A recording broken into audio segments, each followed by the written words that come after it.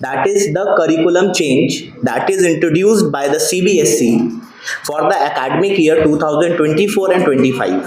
जो देखिए, हम लोग सब पढ़ने की बात करते हैं, पढ़ना ज़रूरी है, पढ़ने का जो सेंटर है वो है हमारा चाइल्ड। एक ऐसी बात है जो हम लोग जनरली स्किप कर जाते हैं, वो ये होता है कि पढ़ना कैसे है। तो वहाँ गुरु अपनी बात कहते थे, बच्चे उसको सुनते थे। इसके बाद जब लिखने का ट्रेंड चला तो उस चीज़ों को लिखने भी लगे। अब लिखना और मेमोराइज करना दोनों चीज़ें हो गई। फिर थोड़ा एजुकेशन सिस्टम बीच में कुछ ऐसा था जहाँ पे हम सिर्फ याद करने पे ज़्यादा फोकस देते थे कि बच्चा हमारा सारी चीज़ें याद कर पा रहा है, अगर वो याद कर रहा है तो ठीक है। Now from this year CBSE ने कॉम्पिटेंसी बेस्ड एजुकेशन सिस्टम को इम्प्लीमेंट किया है। कॉम्पिटेंसी का मतलब होता है कैपेबिलिटी, किसी भी काम को करने की स्किल, वो होती है कॉम्पिटेंसी।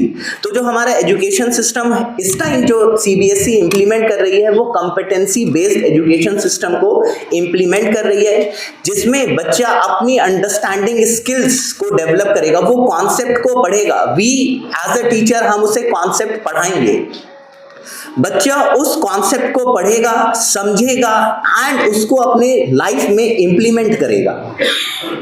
वो उससे रिलेटेड लाइफ स्किल्स को डेवलप करेगा, वो चीजों को सीखेगा, समझेगा। अब याद करने वाली बात खत्म हो गई।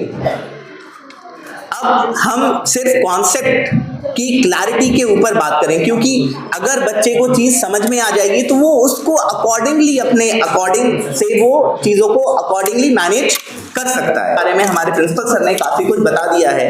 तो एनईपी जो है वो ओवरऑल डेवलपमेंट के बारे में बात करता है, that is the holistic development, critical thinking and practical application of the knowledge, कि बच्चा जो पढ़ रहा है उसको प्रैक्टिकली इम्प्लाई कर पा रहा है या नहीं।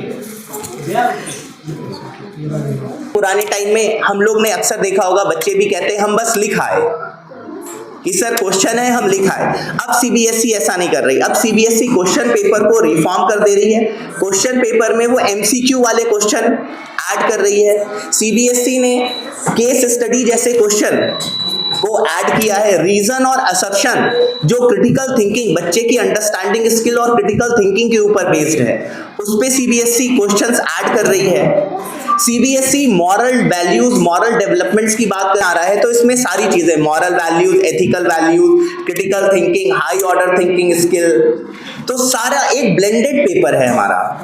तो सीबीएसई इस असेसमेंट इस सेमिनार का आयोजन समाज सेविका बीजेपी की वरिष्ठ नेता मिथिलेश अग्रवाल ने किया। इस सेमिनार में सभी अभिभावकों को बुलाया गया, जिससे कि बच्चों के उज्जवल भविष्य को, उन्हें किस हालात में और किस हालत में शिक्षा कितना भी कष्ट हो लेकिन शिक्षा को आगे लेकर जानी चाहिए और हिम्मत नहीं आनी, उसी को लेकर आज उन्होंने दीप जलाकर इस कार्यक्रम का शुभारंभ। इसमें हजारों अभिभावक लोग मौजूद है। वहीं शिक्षकों ने शुरुआत में आपने जो वीडियो में देखा है कि किस तरीके से बच्चों के भविष्य के लिए शिक्षक उनको समझाए। एक मूल मंत्र है कि शिक्षा में कैसे हम आगे बढ़ सकते हैं, अपने कदम को कितना आगे ले जा सकते हैं, जिससे कि परिवार सहित अपने परिवार को अच्छे से अच्छा बना सकें और परिवार का नाम रोशन कर सकें, जिले का नाम रोशन करें, पूरे देश का नाम रोशन करें। तो क्या कहते हैं शिक्षक और चेयरमैन साहब, सुनिए।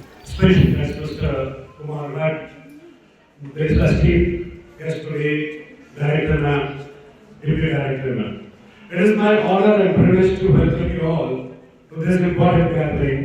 Today we have come together to celebrate and acknowledge a significant milestone in the journey of class 10th and 12th students as they prepare to step into one of the most crucial phases of their academic and personal growth.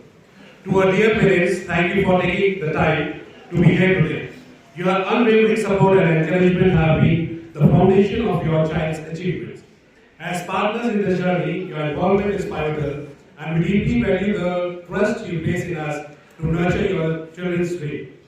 Ma'am, deputy director ma'am, principal sir और सारे ही parents, मैं हूँ doctor Amit Kumar Bhatt. Sound बड़ा और आज का बहुत अच्छा दिन है कि प्रिंसिपल सर ने इस तरह की गैदरिंग रखी, क्योंकि बहुत कम देखा जाता है कि पेरेंट्स और प्रिंसिपल या तो पेरेंट्स और स्कूल के हायर अथॉरिटी में कभी कम्युनिकेशन इस तरह से खुलकर हो सके। जो जरूरी नहीं हर बच्चा पढ़ाई के बहुत ही अव्वल हो, हर समय अव्वल हो।